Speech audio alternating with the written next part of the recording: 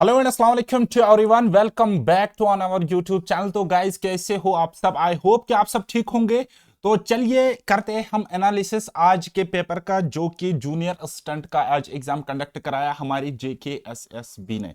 तो जैसे कि आपने थंबनेल पे देखा होगा और मैं अभी आपको यहां पर भी कह रहा हूं, थोड़ा सा शॉकिंग आपको लग रहा है कि 100% कॉपी पेस्ट कंटेंट है। 100% कॉपी पेस्ट पेपर आया हुआ है। तो कहां से आया हुआ है? मैं बात कर रहा हूं math section and reasoning section की। तो जो बेटा मैंने आपको पढ़ाया था वहीं से कॉपी पेस्ट। तो इस वीडियो में मैं आपको बताऊंगा with proof, PDF number, question number, video number, lecture number के साथ मैं आपको बताऊंगा कि कौन सा क्वेश्चन कहां पे मैंने पढ़ाया था। ठीक है।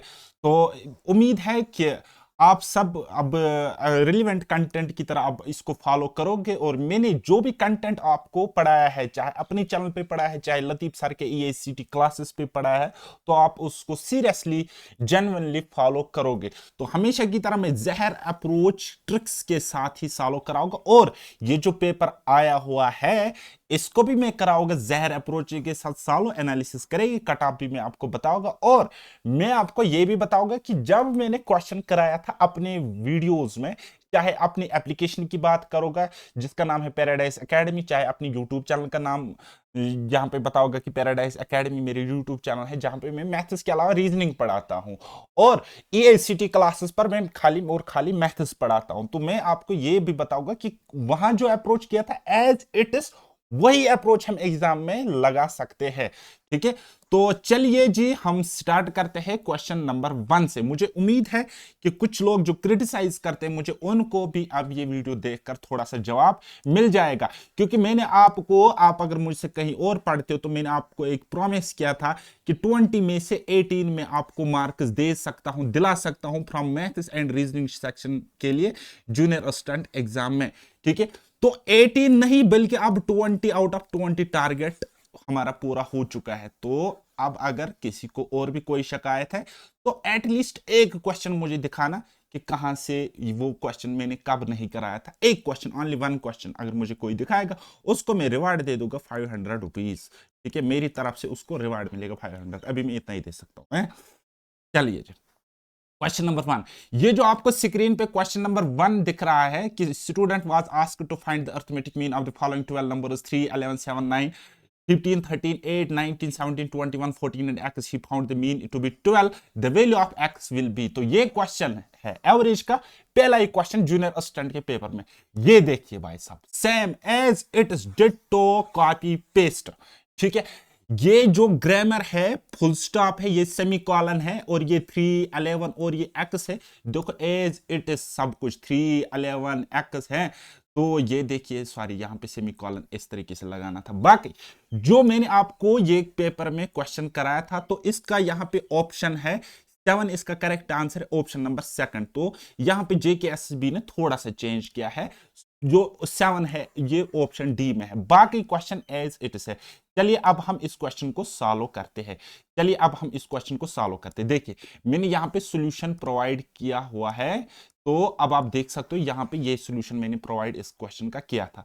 चलिए मैं आपको बनाता हूं ये क्वेश्चन। देखिए कहता है 12 ऑब्जर्वेशन का जो एवरेज है वो 12 है। ठीक है। तो 11 ऑब्जर्वेशन हमारे पास गिवन है, और 12वीं ऑब्जर्वेशन एक्स है। तो हमें बताना है ये एक्स की वैल्यू क्या होगी। ठीक है। तो भाई साहब मैंने आपको बताया था एवरेज यानी कि एक्स बार बराबर होता है समेशन ऑफ एक्स यानी कि sum of observation divide by number of observation. तो यहां से मैं कह सकता हूं कि एवरेज यानी कि एक्स बार इनटू करेंगे N is equal to some मिलेगा, है सम मिलेगा। तो एवरेज कितना है आप बोलोगे सर 12, नंबर ऑफ ऑब्जर्वेशन कितने 12। ठीक है। वो बराबर है समेशन ऑफ एक्स, वो कितना है, तो इनका सम और ये का सम, तो कितना मिलता है 137, 137 प्लस एक ऑब्जर्वेशन है एक्स। तो ये कितना हो गया 144। So x is equal to 144 minus 137, that will be equal to 7, option D. Okay, clear है इतना? चलिए ये आपने प्रूफ देख लिया। ओके जी, अब जाते हैं क्वेश्चन नंबर 2 पर। अब जाते हैं क्वेश्चन नंबर 2 पर। तो ये क्वेश्चन आया हुआ है करेक्टेड मीन से। किससे? करेक्टेड मीन से ये आया हुआ है। तो मैंने अपने एवरेज के लेक्चर्स में आई थिंक लेक्चर नंबर 4 में मैंने आपको ये पढ़ाया है। अब आपको सबूत चाहिए, ये देखिए ये देखिए रॉन्ग एंट्री। ये क्वेश्चन मैंने कहां से लिया था, जो previous year junior assistant exam हुआ था ना 2021 में सीबीटी बेस्ड, तो वहां तब ये क्वेश्चन आया गया था, तो आज देखो रिपीट आया हुआ है। ठीक है, तो क्या मैंने इतना ही पढ़ाया है? ये तो टुच्चे लेवल का क्वेश्चन है, इजी लेवल का क्वेश्चन है, लेकिन मैंने इससे कई गुना हार्ड लेवल भी पढ़ाया था। ये देखिए क्वेश्चन बेटा मेरे कंटेंट का आया हुआ क्वेश्चन है। ठीक है, देख सकते हो सेम टाइप, अब डाटा थोड़ा सा चेंज है। ठीक है, और ये इजी लेवल का क्वेश्चन है। चलिए किस तरीके से बनाना था मैं आपको बताऊंगा। देखो बेटा 100 ऑब्जर्वेशंस का एवरेज कितना है 35। ठीक है, तो यहाँ पे एरर कितना है, एरर कितना आना था, क्योंकि हमने लिया 83, ज्यादा लिया, हमने लेना था कम। तो एरर कितना मिला, आप बोलोगे सर -30, -30, तो ये -30 इस तरीके से लिखोगे। और ये सम पे इफेक्ट पड़ा 30, तो ओवरऑल इफेक्ट कितना पड़ेगा, सो ओवरऑल ऑब्जर्वेशन है 100, सो डिवाइड बाय 100। ठीक है, तो वो कितना आ जाएगा 35 माइनस ये कितना आता है 0.3, तो वो कितना आ जाएगा, वो आ जाएगा 34.7। तो 34.7 इस क्वेश्चन का करेक्ट आंसर है, ऑप्शन डी। देखो एज इट्स मैंने बताया है, जब पॉजिटिव यहां पे डिफरेंस आएगा तो प्लस करना है, जब नेगेटिव आएगा तो माइनस करना है, तो इसलिए मैंने यहां पे माइनस किया। ठीक है, क्योंकि हमने कम वैल्यू लेनी थी, हमने ज्यादा वैल्यू ली थी। ओके, ये देखिए माइनस वाला कॉन्सेप्ट भी मैंने पढ़ाया है, और डिफिकल्ट क्वेश्चंस भी मैंने कराए थे कि अगर जेके एसएसबी यहां से डिफिकल्ट भी सोचता ना, तब भी आप कर ही लेते क्वेश्चन को, अगर आपने मुझसे पढ़ा होता तो। ठीक है, चलिए नेक्स्ट क्वेश्चन जाते हैं। ये क्वेश्चन आया हुआ है कंबाइंड मीन कॉन्सेप्ट पर, कंबाइंड एवरेज जिसको हम कहते हैं। ठीक है, इसमें कुछ ऑब्जर्वेशंस का एवरेज कुछ दिया होता है, और कुछ ऑब्जर्वेशंस का एवरेज और कुछ होता है, और कुछ ऑब्जर्वेशंस का एवरेज और कुछ होता है, तो हमें सारे ऑब्जर्वेशंस का एवरेज बताना होता है। तो ये देखिए मैंने कराया हुआ है, n1 ऑब्जर्वेशंस का एवरेज है a1, n2 ऑब्जर्वेशंस का एवरेज a2, तो कंबाइंड मीन का फार्मूला ये है। और मैंने और इससे आसान तरीका और एक डिफिकल्ट क्वेश्चन में बताया था कि रेशो मेथड से भी हम कर सकते हैं। चलिए अब क्वेश्चन की तरफ जाते और क्वेश्चन करने की कोशिश करते हैं। देखिए 6 स्टूडेंट्स का एवरेज है 50। ठीक है, 2 स्टूडेंट्स का एवरेज है कितना 51, और 2 स्टूडेंट्स का एवरेज कितना है, आप बोलो सर 55। तो यहां से मैं इसको एक काम कर सकता हूं, मैं इसको रेशो ले सकता हूं। ठीक है, ये हो गया 2 3 6, 2 1 1, 2 1 1, 2 1 2। ठीक है, तो अब आप देख सकते हो कि कितना आ जाएगा, 3 इंटू 50 कितना होता है 150 होता है, 1 इंटू 51 कितना होता है 51 होता है, 1 इंटू 55 कितना होता है 55 होता है। डिवाइड करेंगे, 3 तो 1 4 तो 1 हो गए 5। ठीक है, तो वो कितना आ गया, 5 तो 1 हो गए 6, तो 0 हो गए 6। ठीक है, 5 तो 5 10, तो 5 हो गए 15। ठीक है, तो देन उसके बाद एक 156। ओके, एक मिनट कुछ तो गड़बड़ है। 2 256 256 256 डिवाइड बाई 5, तो काटो पीटो बात खत्म हो जाएगी। 5 5 हो गया 25। ठीक है, 5 का हो गया 5, सो 51 पॉइंट समथिंग, 51 पॉइंट समथिंग एक ही ऑप्शन है, ऑप्शन डी। आगे चेक ही नहीं करना, अगर करोगे भी तो 2 आ जाएगी 51.2। कंबाइंड मीन से क्वेश्चन आया हुआ था। ये देखो प्रूफ, ये कहां पे मैंने पढ़ाया था, lecture number 5, lecture number 5 based on average, वहां पे मैंने ये क्वेश्चन कराए थे एज इट्स। ओके, ये देखिए एक और है। चलिए अब ये क्वेश्चन आ गया था प्रॉफिट एंड लॉस से। ठीक है, प्रॉफिट एंड लॉस से यहां पे क्या होता है कि कॉस्ट प्राइस रेडियो का है 600, और 5% इस कॉस्ट प्राइस का उसको चार्ज होता है ट्रांसपोर्टेशन, यानी कि फेयर चार्ज, ट्रांसपोर्टेशन चार्जेस। तो कहता है फिर ये जब दुकानदार बेचता है तो उसको मिलता है कितना, 15% प्रॉफिट वो कमाता है टोटल कॉस्ट प्राइस पर। तो सेलिंग प्राइस हमने निकालना है।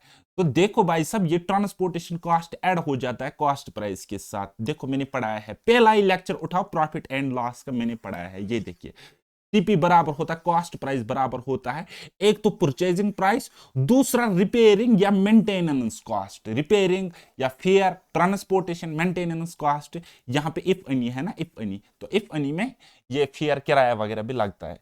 ठीक, तो अब इस पर आप बोलोगे सर क्वेश्चन कराया, हाँ जी ये वाला देखिए टाइप 1 पहला ही क्वेश्चन मैंने कराया हुआ है एज इट्स। यहां पे कॉस्ट प्राइस गिवन है, प्रॉफिट्स यहां पे लॉस होता है 15%, एंड सेलिंग प्राइस हमने निकालना है, सेलिंग प्राइस हमने निकालना है। अब आप मुझे बताइए यहां पे ऊपर नीचे वैल्यूज कुछ और हो सकता है, टाइप तो सेम है। चलिए अब हम इस क्वेश्चन को बनाते हैं। ठीक है बेटा, देखो सीपी बराबर होगा, एक तो हो गई 600 रुपए, दूसरा हो गया 5% आप 600, यानी कि 5/100 आप 600, तो वो कितना आ गया, वो आ गया 630। तो 630 रुपए हो गया कॉस्ट प्राइस। अब कॉस्ट प्राइस तो अपने आप में 100% होता है, और ये कमाता है 15% इस पे प्रॉफिट।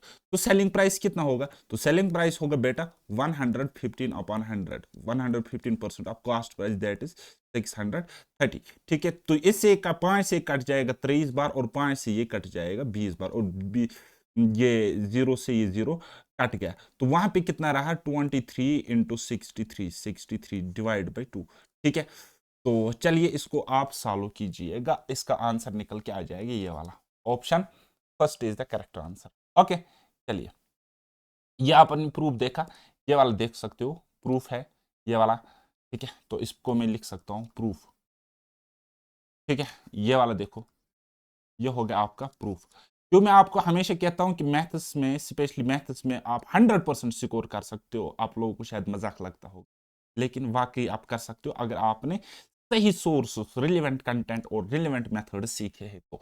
ये देखिए क्वेश्चन नंबर 5 मैथ्स से again. By selling an article for ₹960, a man incurs a loss of 4%. What was the cost price? Cost price निकालना है। अब आपको इसका भी प्रूफ चाहिए ना, ये देखिए प्रूफ, ये देखो बेटा प्रूफ। ठीक है, ये प्राइस बेस्ड क्वेश्चंस मैंने कराए हैं as it's copy paste, as it's copy paste. आप मुझे बताइए क्या यहां पे ग्रामर भी कहीं पे चेंज हुआ है? ठीक है, हाँ एक बात है, मैंने यहाँ पे ऑप्शंस नहीं लिए थे क्योंकि ये हैंड रिटन नोट्स है मेरे, है ना। बाकी ये 964% सेलिंग प्राइस है, यहाँ पे नोट ऑफ इंटरोगेशन आर्टिकल वगैरह, देखो सब कुछ सेम है। देखो देखिए, सब कुछ सेम है, सब कुछ सेम है। ओके, चलिए अब बनाते हैं इस क्वेश्चन को। इस क्वेश्चन को बनाने का सिंपल सा तरीका है, इस क्वेश्चन को बनाने का सिंपल सा तरीका है कि हमारे पास सेलिंग प्राइस ये है और यहाँ पे 4% लॉस होता है, तो ये 96% की वैल्यू है। ठीक है, तो क्या करेगी, 960 को 96 से डिवाइड करेगी, और कॉस्ट प्राइस 100% होता है तो 100 से मल्टीप्लाई करेगी, तो इससे ये कट जाएगा 10 टाइम्स, और 10 इंटू 100 कितना होता है, 1000 होता है। Which option, option C is correct, right. तो ये रहा भाई साहब प्रूफ। ओके, चलिए नेक्स्ट क्वेश्चन देखिए। By selling a car for rupees इतना, mister Rao lost 20%, then the cost price of the car is, cost price हमने निकालना है कार का। ठीक है, तो अब आपको इसका भी प्रूफ चाहिए है ना। ये देखो, ये देखिए, एज इट्स कॉपी पेस्ट तो मैं नहीं कहोगे, लेकिन सेम पैटर्न का क्वेश्चन। यहां पे सेलिंग प्राइस गिवन है, सेलिंग प्राइस गिवन है, और रुपीज में गिवन है। लॉस परसेंटेज परसेंटेज में गिवन है, और कॉस्ट, कॉस्ट प्राइस हमने निकालना है रुपीज में। तो सेम वही चीज देखो, यहां पे सेलिंग प्राइस रुपीज में गिवन है, लॉस परसेंटेज परसेंटेज में गिवन है, कॉस्ट प्राइस हमने निकालना है रुपीज में निकालना है। तो एज इट्स मैंने तो पढ़ाया है, तो अब आप क्यों इतना कर सकते हो, है ना। तो सेलिंग प्राइस हमारे पास है 64000, ठीक है, 64000। ये एसपी जहां पे 20% लॉस है, 20% लॉस मतलब ये सीपी का 80% हो, और हमने सीपी निकालना है, कॉस्ट प्राइस निकालना है, वो होता है 100%। तो बस खत्म, खत्म, टाटा बाय बाय। देखो 0 से 0 खत्म, 8 8 64, यानी कि यहाँ पे हो गया 800, 800 जरबी 100 कितने हो गए, 8000, 8000 इस क्वेश्चन का करेक्ट आंसर है। सॉरी 80,000, 80,000 इस क्वेश्चन का करेक्ट आंसर है। 80,000 इज द करेक्ट आंसर, है ना। 1 2 3 4 0, 1 2 3 4, सो 8 1 8। ओके, क्लियर है। चलिए next question, direction and distance. अब देखो इसका तो पीडीएफ वाला प्रूफ में अटैच करके नहीं रखा है, लेकिन एक काम करना, मेरा टेलीग्राम चैनल है, मेरा टेलीग्राम चैनल है पैराडाइज एकेडमी, वहां पे ज्वाइन हो जाओ। मैं वहां पे जो मैंने लेक्चर पढ़ाया है डायरेक्शन एंड डिस्टेंस, जो मैंने लेक्चर पढ़ाया है डायरेक्शन एंड डिस्टेंस, ठीक है, उसकी पीडीएफ वहां पे अपलोडेड है, और मैं दोबारा अपलोड करूंगा। ठीक है, उसी एक ही लेक्चर से 3 क्वेश्चंस आए हुए हैं, और ये तीनों के तीनों क्वेश्चंस कॉपी पेस्ट आए हुए हैं, और lecture free of cost YouTube पर अवेलेबल है। मेरे यूट्यूब चैनल का नाम है पैराडाइज एकेडमी, वहां पे जाओगे, डायरेक्शन एंड डिस्टेंस सर्च करोगे, एक वीडियो आपको वहां पे मिलेगा, और वहां से आपको ये 1 2 और 3 क्वेश्चन कॉपी पेस्ट मिलेंगे। ठीक है। तो मुझसे अगर कंप्लीट पढ़ना चाहते हो तो एक काम कर सकते हो, हमारी एप्लीकेशन पैराडाइज एकेडमी डाउनलोड करो और वहां पे इनरोल करो हमारी फाउंडेशन बैच में।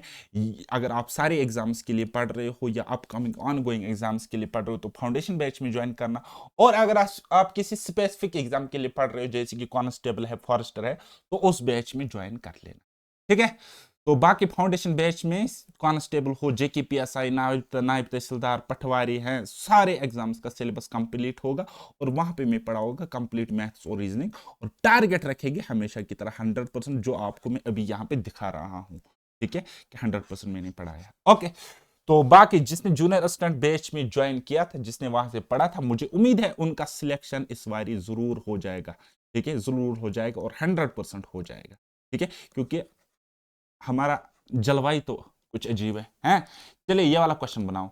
कहता है, a man goes 5 kilometer east, then he turns right and goes 4 kilometer, then he turns left and goes 5 kilometer. Which direction is he facing now? एक तो हो गया ये वाला तरीका, मैंने ये वाला तरीका भी किया है, समझाया हुआ है इस वाले तरीके से जो इस स्टूडेंट ने किया। दूसरा तरीका ये है कि ये पहले ईस्ट की तरफ जाता है और फिर वहां पे राइट टर्न लेता है और फिर क्या लेता है, लेफ्ट टर्न लेता है। तो राइट और लेफ्ट कट जाएगा और ईस्ट ही इस क्वेश्चन का आंसर आ जाएगा। ठीक है, चलिए ये वाला बनाओ। ये वाला क्वेश्चन कहता है, city D is to west of city M, city R is to south of city D. चलिए ऐसा ही करेगी जैसा कहता है, city D is to west of city M. अगर हमारे पास ये एम है तो कहता है वेस्ट की तरफ डी है, तो वेस्ट की तरफ डी है। ठीक है, देन उसके बाद city R is to the south of city D, यहां पे आर आ जाएगा। ठीक है, if city K is to the east of city R, तो के यहां पे आ जाएगा। Then in which direction is city K located in respect of D, तो डी के रेस्पेक्ट में हमें बताना है कि सिटी के कहां पे लोकेट करता है। डी के रेस्पेक्ट में मतलब हम ऐसे करेंगे। ठीक है, ये हो गया डी का वेस्ट, सॉरी ईस्ट, ये हो गया ईस्ट और ये हो गया साउथ। तो यहां पे ये कौन सा डायरेक्शन है, आप बोलोगे sir south east, so south east is the correct answer, option D. ठीक, चलिए ये वाला क्वेश्चन बनाइए। कहता है, a boy first goes in south direction, then he turns towards left and travels for some distance, after he turns right and moves certain distance, at last he turns left and travels again for some distance, now in which direction is he moving. ठीक है, एक तो तरीका हो गया ये वाला तरीका भी मैंने आपको बताया था, लॉजिकल और ग्राफिकल मेथड है।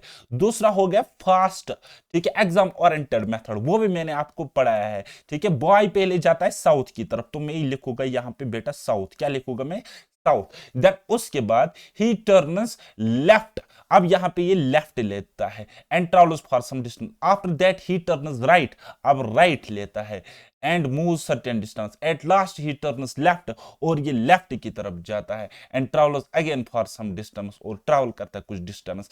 इन which direction is he moving, तो किस डायरेक्शन में अब ये मूव करता है। तो आप मुझे बताइए, लेफ्ट और राइट से एक एक कट जाएगा, और साउथ का लेफ्ट किस तरफ से होता है, साउथ का लेफ्ट, अगर ये यहां पे साउथ है, ठीक है, तो इसका लेफ्ट क्या है, एंटी क्लॉकवाइज, और जब एंटी क्लॉकवाइज घूमता है तो कहां पे पहुंचता है, ईस्ट पे पहुंचता है।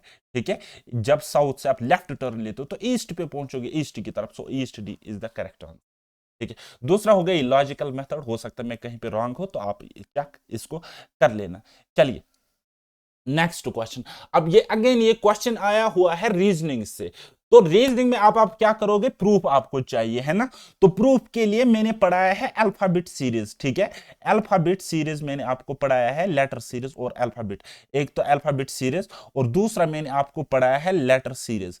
ठीक है, और उसी में मैंने आपको पढ़ाया था एक पैटर्न, कोडिंग डिकोडिंग। ठीक है, कोडिंग डिकोडिंग, तो लेक्चर्स आपको मिलेंगे क्योंकि एक साल उन लेक्चर्स को हो गया। ठीक है, बाकी फाउंडेशन बेस में भी मिलेगी, जूनियर असिस्टेंट बैच में भी मिलेंगे, और बाकी जितने भी बैचेस है उसमें रीजनिंग का ये वाला क्वेश्चन आपको मिल जाएगा, as it is copy paste ये क्वेश्चन आया हुआ है। यही क्वेश्चन नहीं, और दो क्वेश्चन, एक, हाँ दो क्वेश्चन है, कोडिंग डिकोडिंग है।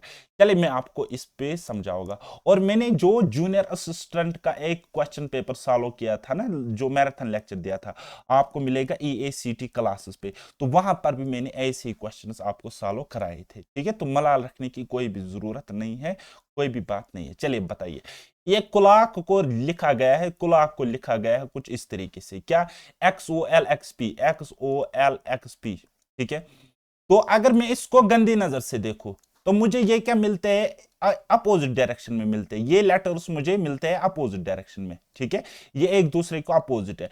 अब मैंने आपको तो एज इट्स पढ़ाया था, C X cracks L O love है, ठीक है, या और कुछ हो सकता है ना, ओ एल, इसी तरीके से सी एक्स क्रैक्स पी के मूवी, के पी पी के मूवी, तो मैं इन्हें याद कराया था आपको, मैंने याद कराया था अपोजिट लेटर्स का पैटर्न। तो लोटस का क्या आ जाएगी, ये है L O T U S, ठीक है ना। तो मैंने आपको बताया था एल का अपोजिट ओ आता है, ओ का अपोजिट एल आता है, तो ओ एल हमारे पास दो ऑप्शन है, तो ये वाला ऑप्शन, ये वाला ऑप्शन हट गया। तो टी का अपोजिट मैंने बताया था जीटी रोड, जीटी रोड मैंने बताया था, जीटी रोड, ठीक है। और एफ यू का अपोजिट मैंने बताया था एफ, मैंने क्या बताया था, F U, first U, first U. और मैंने एस का अपोजिट बताया था H S, H S high school, high school. तो ये वाला इसका आंसर आ जाएगा O L G F H, O L G F H, option first. बताइए, ये क्वेश्चन आया हुआ है, ये क्वेश्चन पिछले बार भी आया हुआ था जूनियर असिस्टेंट के पेपर्स में।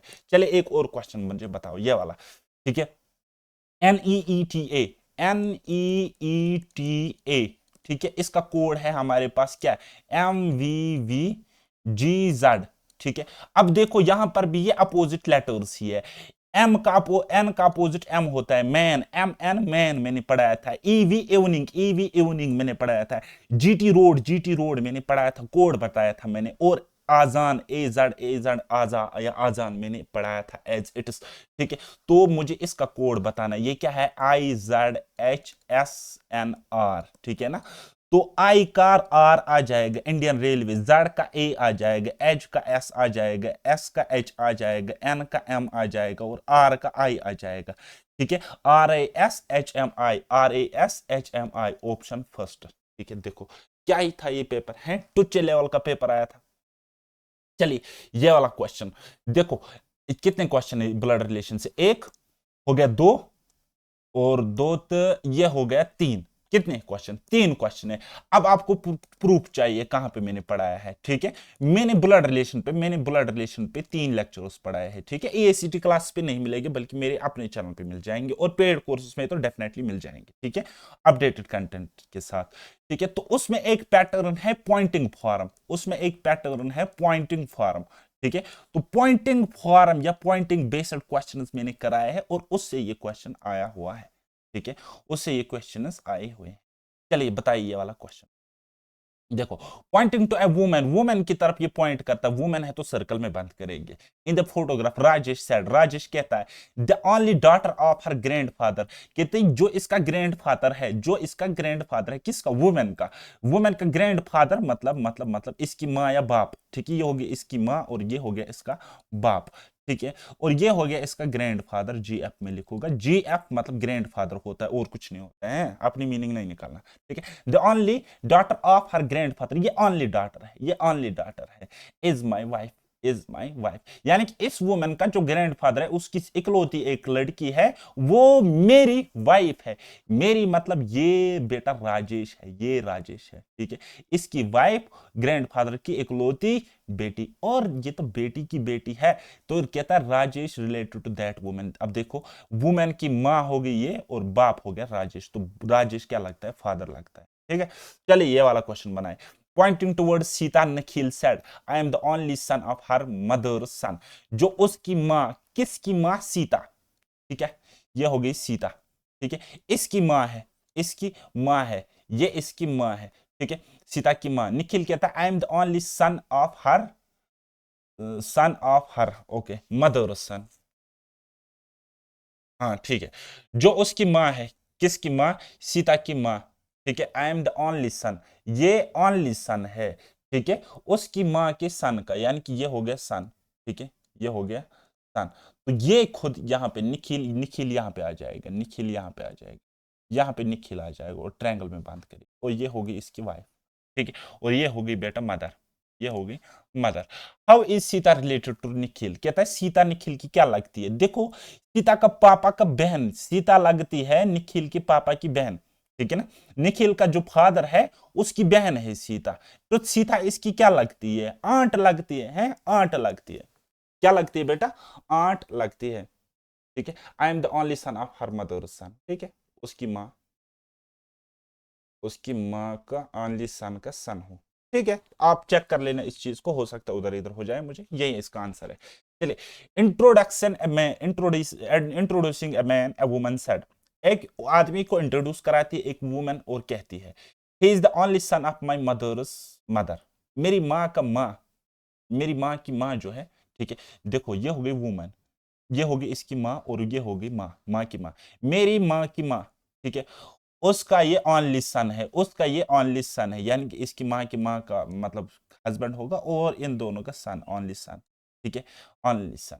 और how is women related to man, अब ये वुमेन इस मैन की क्या लगती है, ठीक है, क्या लगती है, अब देखो नीस लगती है, नीस, ठीक है, ये according to generation family tree बन रहा है, नीस लग रही है, ठीक है, ये इसका अंकल लग रहा है टू समहाउ, ठीक है, ओके।